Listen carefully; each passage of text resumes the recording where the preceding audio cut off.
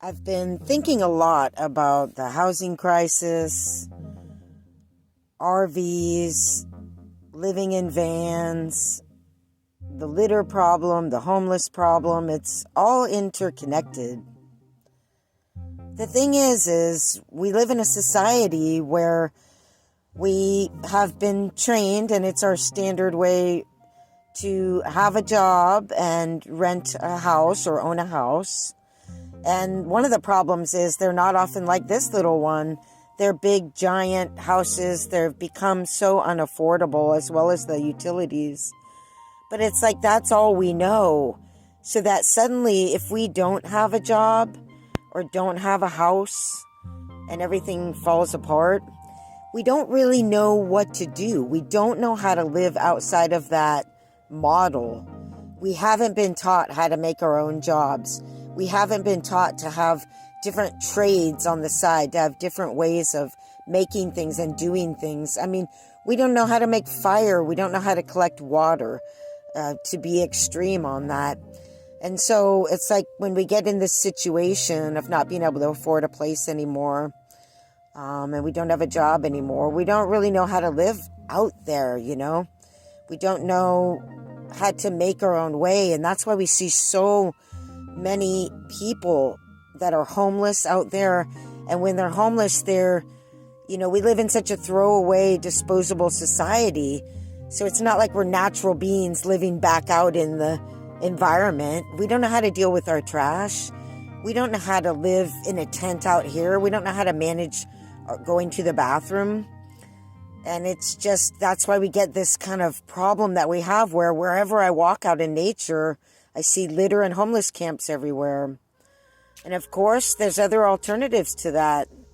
Living in a vehicle, living on a boat. And many people are exploring those different ways to live.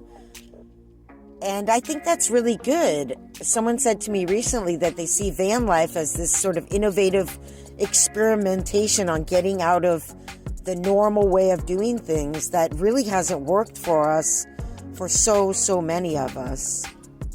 So I live in a van, and, like I said, I think about this stuff a lot.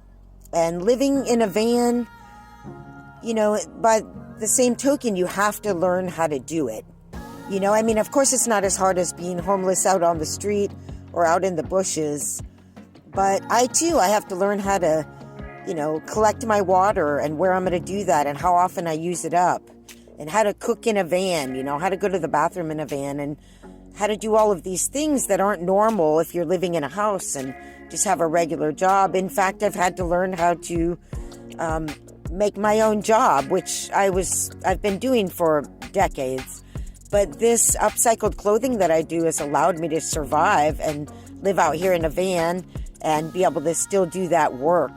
And that's a trade that I can take with me anywhere, and it's not dependent on somebody hiring me or firing me. And in other words, I'm not dependent on that job. And so, through my lifestyle and living in a van, I've learned how to do things another way. So I don't have to just go out here and suddenly my whole world falls apart. I don't know where to put my trash. I don't know how to live because I've learned how to do it another way. And again, van life is not as hard as homeless life, but it's not 100% easy either, and you've got to learn how to do it. You don't have a line for your electric or your gas coming in a van like mine, and so I have a stove that I use, and I go buy the fuel for that stove, and that fuel has to be available for me to do that. I don't have electric lines coming into my house with a light switch, and I have different sources of light, including candles. But, what this all leads to is this idea that we're not self-deterministic. And I'm always talking about this. We're not self-deterministic, and we're not accountable in a way where we are sure that we can take care of our needs and our family's needs in an emergency situation, or in a situation where we're not in a society that's so convenient and every little thing is either taken care of for us, or we pay someone to do that service, or the house that we live in just has everything that we need, but it just requires that we have this job. And I'm not saying to not have a job. I'm saying that people are not used to living outside of that model and seem to become completely incapable of taking care of the most basic necessities of life, such as trash or going to the bathroom. And that's what you see out there.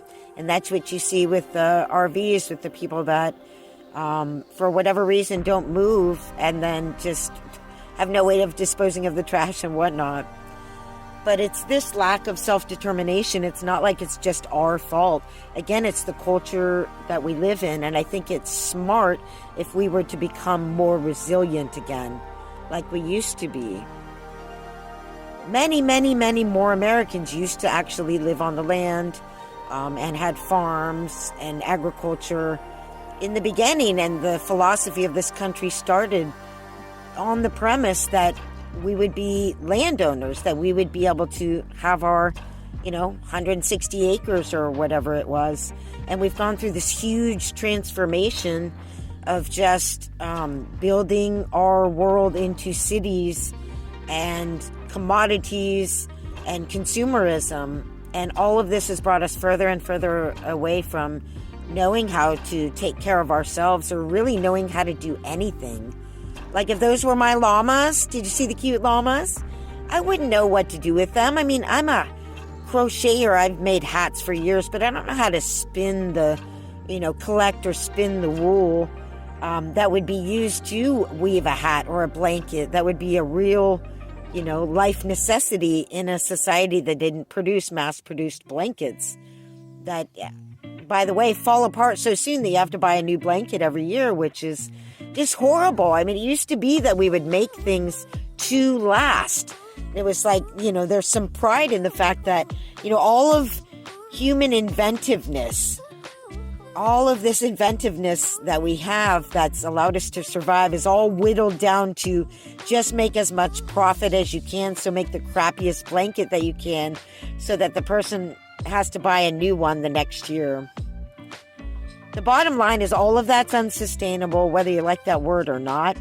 It is all unsustainable, and this is how we're living, and we're going to have to go back. We are going to have to learn how to work with animals, the soil, and making things by hand and making things from raw products. And I think human beings have all the potential in the world to do that. I mean, not only these people that you see in the footage here that are doing that,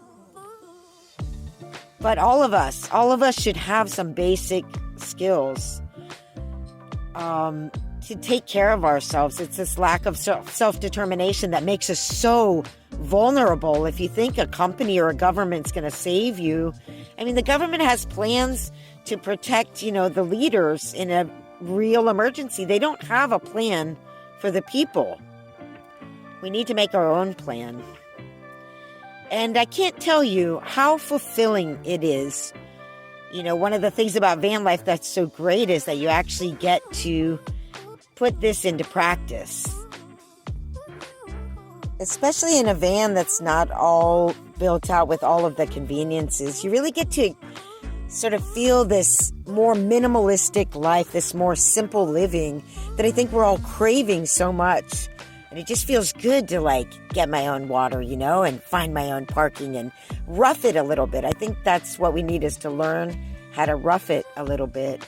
Because when you put the modern man out into the woods, he doesn't really know what to do out there. But it's deep within our nature. How that's been lost, this is the problem. And finding that again is how we're going to get back to sanity.